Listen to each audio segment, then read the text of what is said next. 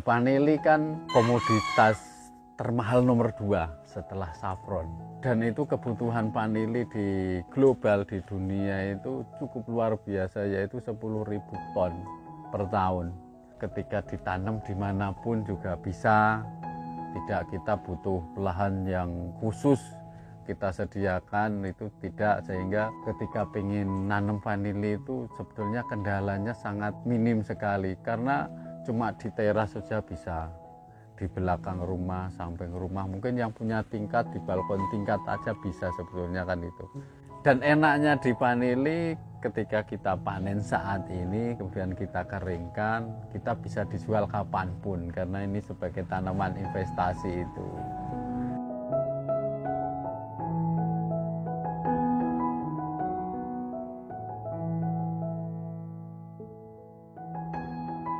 Perkenalkan, nama saya Mukhairus Sholeh. Saya lahir di Kebon Kliwon, Kebon Rejo Salaman, tempat saya seperti sini. Dan ini sebagai base campnya Pondok Tani yang saya rintis hampir 2 tahun ini berjalan sama teman-teman yang peduli dengan petani. Harapannya dengan Pondok Tani bisa memberikan solusi kepada para petani yang banyak masalahnya. Pondok Tani itu sebetulnya tercetus ketika saya itu ngobrol sama teman-teman. Ada beberapa teman saya itu santri dari pondok-pondok itu, kemudian saya ada keinginan bikin suatu pondok beneran yang di situ bagaimana bisa memberikan kepedulian kepada masyarakat, yang dimana santrinya yang kita ambil harapannya itu anak-anak jalanan, tak kasih ilmu tentang pertanian, peternakan, perikanan. Harapannya selesai di situ dia bisa pulang ke rumah untuk bisa mengabdi ke masyarakat, mungkin minimal untuk dirinya sendiri. Kita belajar di sini tentang pertanian kan gitu. Saya tertarik vanili itu sebetulnya pas waktu saya dampingi desa di Temanggung, itu 5 desa yang saya dampingi untuk penanaman buah durian sebetulnya. Kemudian saya sering ke sana. Temanggung yang saya dampingi itu desanya itu banyak nanam vanili. Rentang waktu nggak lama, mungkin 1 bulan sampai 3 bulan itu paling nggak ada tamu dari luar negeri datang ke situ untuk mengetahui tentang vanili. Lebih-lebih ketika cerita, ketika dia ada orang dari Bogor yang pengen berkebun vanili, dia memberikan uang 1,5 M untuk bikin ke kebun. Tapi teman saya itu nggak mau, takut karena uang besar itu.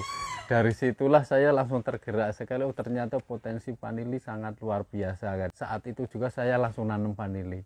Walaupun saat itu saya tidak punya tempat, saya langsung punya inisiatif, oh teman saya ada tempat di situ. Kemudian saya langsung nanam di tempat teman. Di tempat teman dalam waktu dekat, kurang begitu terurus, maka saya langsung nanam lagi di pot. Dalam waktu nggak panjang, 2 bulan, 3 bulan, teman saya datang untuk bikin ke kebun yang kapasitasnya bisa muat 2.500-an tanaman. Dari situ muncul lagi, kita dipasrai lagi tempat milik Dinas Pertanian yang greenhouse-nya kosong, dipasrai ke saya.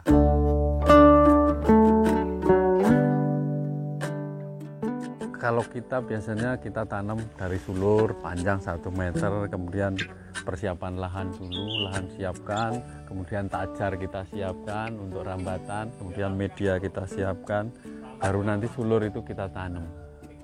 Sulur kita petik saat ini paling kita nunggu sampai 1 minggu atau 4 hari sampai 1 minggu biar luka itu kering, baru kita tanam. Setelah kita tanam, baru nanti menginjak umur 2 tahun, tanaman itu baru siap di stressing, siap berbunga seperti ini. Ini kan baru umur 2,5 tahun sampai 3 tahun. Kalau muncul 2 tandan seperti ini udah 1,5 kilonan masuk ini.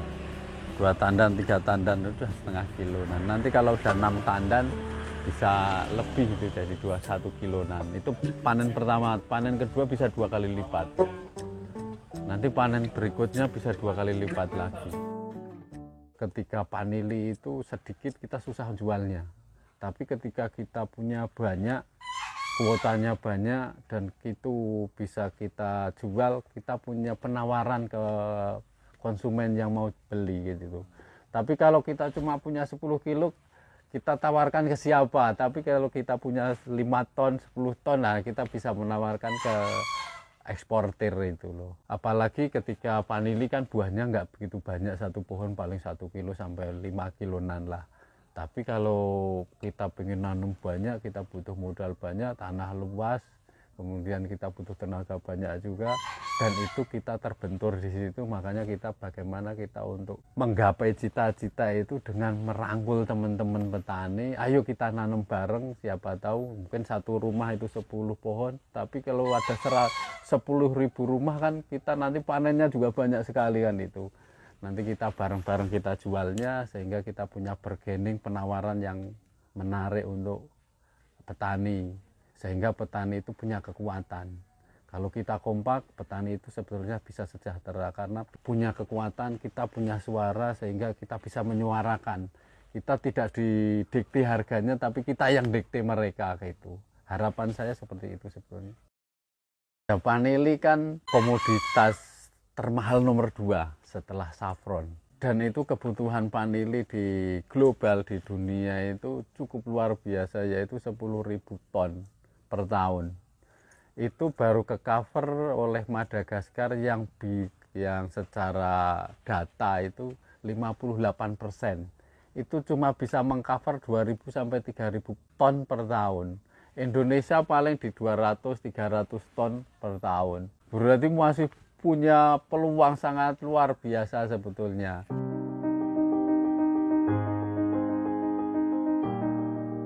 Kalau perawatan sebetulnya sederhana sekali, paling cuma penyiraman, penambahan pupuk atasnya, karena kan vanili itu akarnya naik, tidak ke bawah, sehingga ketika akar naik harus dikasih cover penutup biar tidak kena sinar matahari dan biar mereka tetap sehat, tidak kering gitu.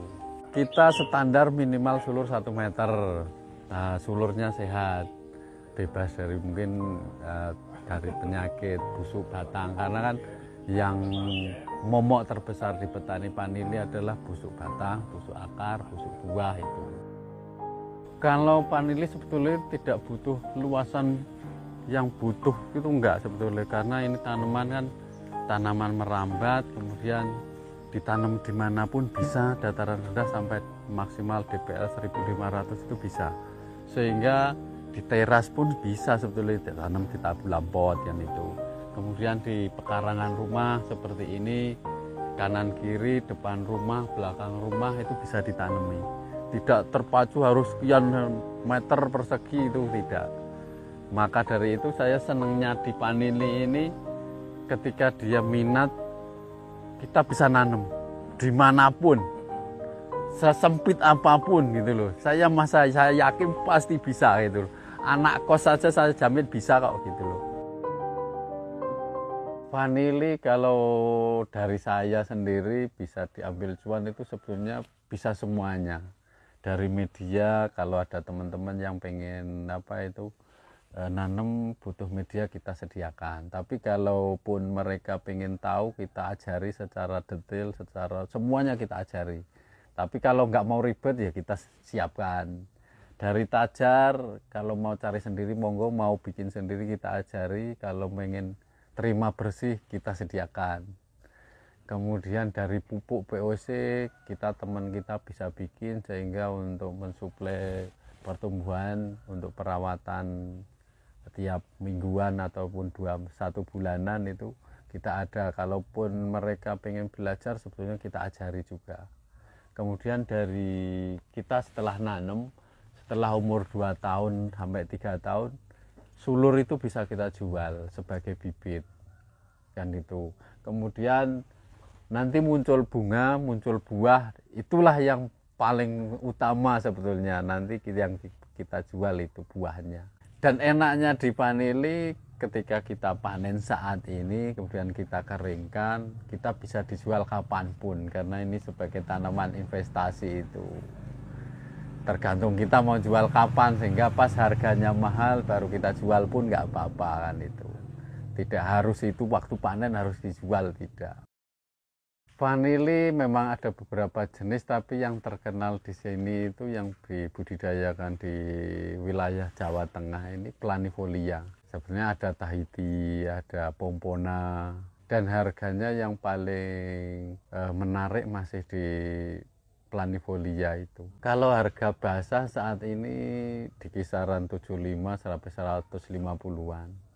Kalau kering di kisaran 1 juta sampai 2,5. Sebenarnya plus minus semuanya, tidak ada keunggulan secara spesifik, semuanya unggul itu enggak. Cuma harganya itu sebagai komoditas nomor 2 termahal itu, sehingga ketika ditanam dimanapun juga bisa. Tidak kita butuh lahan yang khusus kita sediakan, itu tidak, sehingga ketika pengen nanam vanili itu sebetulnya kendalanya sangat minim sekali, karena cuma di teras saja bisa.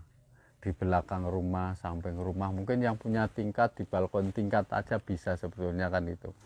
Jadi menariknya di vanili kan tidak butuh lahan luas gitu loh.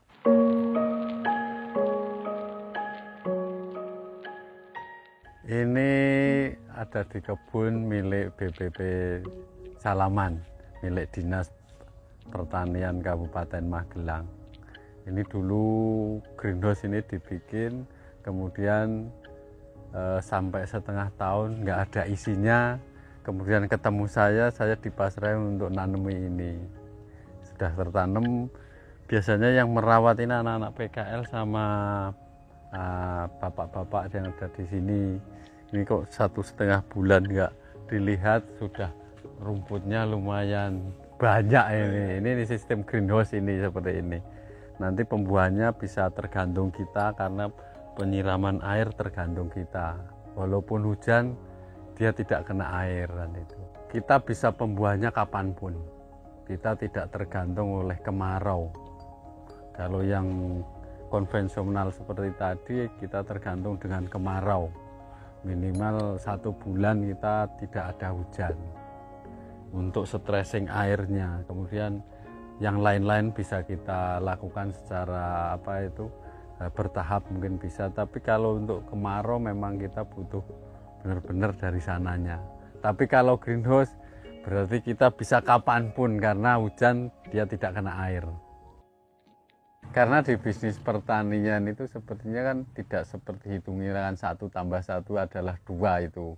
Tapi di pertanian itu kan kita yang didahulukan adalah senang dulu, minat dulu, suka dulu, kalau bisa hobi. Itu apapun yang mau kita keluarkan itu kita ikhlas. Sehingga ketika kita ikhlas mengeluarkan sesuatunya, mungkin tenaga, waktu, biaya, semuanya kita keluarkan secara maksimal, hasilnya ini pun saya yakin pasti akan maksimal. Tapi ketika sudah berbicara angka, hitung-hitungan bisnis, pasti nanti kecewanya cepat gitu. Saya harap itu tidak kecewa sebetulnya. Maka dari itu mungkin saya pengen merubah mindsetnya dulu, mereka biar ikhlas dulu sebetulnya untuk merawat itu. Buat anak-anak muda sebetulnya saya berharap itu pertanian itu sebetulnya peluangnya paling besar sebetulnya menurut saya. Kenapa saya bilang terbesar untuk anak muda? Karena anak muda saat ini itu jarang suka di pertanian. Sehingga persaingan di situ kan sedikit. Padahal di pertanian itu tidak ada ujungnya, tidak ada matinya. Karena tanpa pertanian kita tidak akan ada kehidupan. Kemudian pertanian itu sebagai soko gurunya bangsa, negara. Tanpa pertanian bagus, negara akan runtuh juga. Sehingga kalau kita pengen negaranya bagus, sebenarnya pertaniannya harus dibaguskan. Yang lain akan mengikuti. Anak-anak muda, ayo kita garap di pertanian, karena memang lahan di Indonesia ini masih sangat luas sekali. Saya bisa melihat ketika dalam perjalanan pendampingan kebun sampai Jawa Barat, kanan kiri banyak yang belum kepakai. Itulah yang menjadikan terenyuh sebenarnya di ini. Eman-eman tanah itu kan itu. Kalau itu nanti ada banyak anak-anak muda yang bisa kreatif, mungkin bisa kolaborasi dengan tim teknik, tim digital, sehingga pertanian itu akan cepat maju. Petani kita harus jaya dan sejahtera.